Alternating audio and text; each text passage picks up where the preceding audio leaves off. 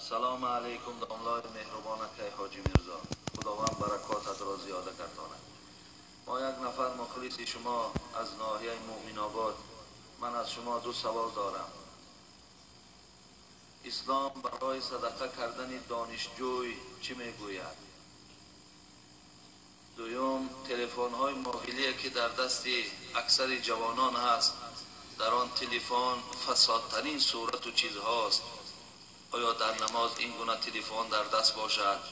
آیا این نماز درست و قبول هست یا نیست؟ اصلا دادرای عزیز، صدقه چگونه که خدای مهربان در قرآن و حبیب خدا در حدیث های مبارک میگوید، همیشه برای کسانی کرده شود که اونا احتیاجی به این گرفتن صدقه داشته باشند.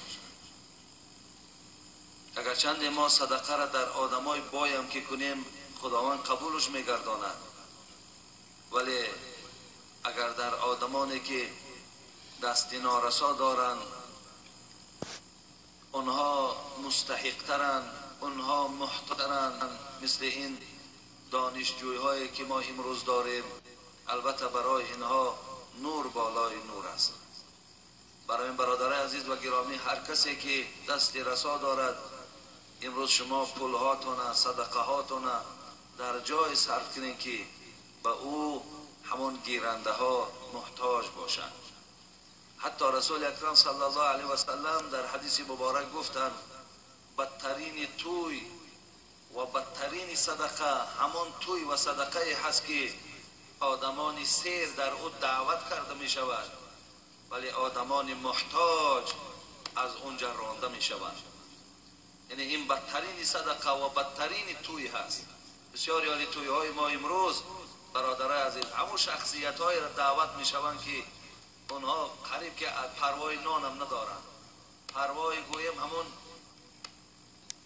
دسترخوان و همون ناز و نعمتی که اونجا می شود، حتی گویم پروا هم ندارند، اهمیت هم نمیتیند. زین خاطر اگر امروز ما کوشش کنیم که خداوند فضل ما را، برکات ما را، قدر ما را در نزد خودش بلند گرداند، همیشه رو به سوی آدمان بیاریم که اونها در اصل گرسنه هستند، اونها در اصل تشنه هستند، اونها در اصل در خوردگیش گویم راحت میکنن و دعای اونها هم با برای این شخصیت های دارا نفع میبخشند.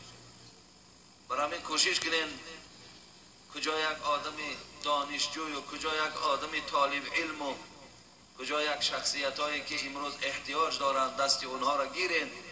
خدای مهربان باز هم دولت شما را، پول شما را باز زیادتر میگرداند.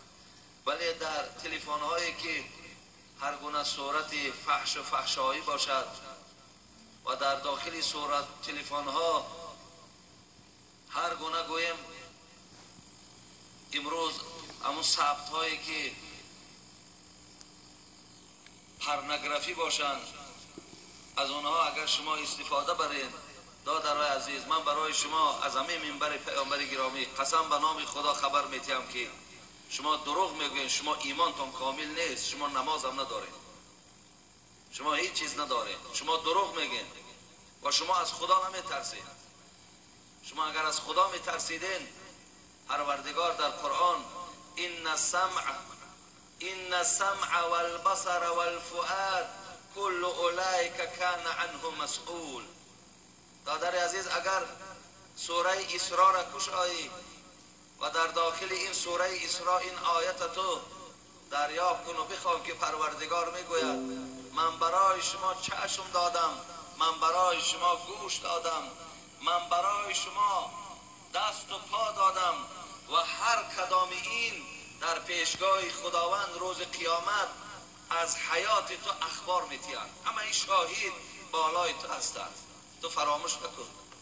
او چشمهایی که امروز اون فحش و فحشایی را تماشا میکنند، اون گوشهایی که امروز اون سخنهای بی‌معنی و بیهوده را گوش میکنند، این پاهایی که امروز در این راههای نادرست قدم میزنند، این دستهایی که امروز حرام کرده های پروردگار را میدارند، شما یقین دانید که اینها بیزار هستند از تو، بیزار.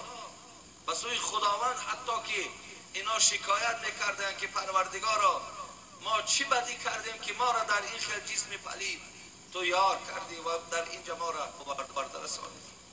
اینا همه شاهدی برای تو روز قیامت میتین.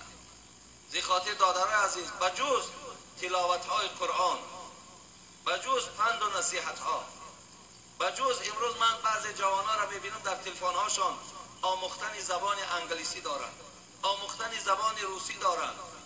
ببینید چه جوانای خوبه که با واسطه تلفن گویم که درس آموزی میکنن، چه تعلیمات خوبی را بهره بر میشوند. شما اینها را در داخل تلفن ها جای کنید و هر یک پدر و مادرم در هر یک دستی بچه ما و شما وقتی تلفن میخریم و تلفن او را تفتیش نمیکنیم و از حال تلفن او هم درکدار نیستیم، ما هم در پیش پروردگار مسئولیم، ما هم برای او جوابگر هستیم. اولا کوشش کنیم که بینیم همون بچه ما که لایق تلفن ندارد با او تلفن ندیم. اگر در دخترها که کلن ممنوع است.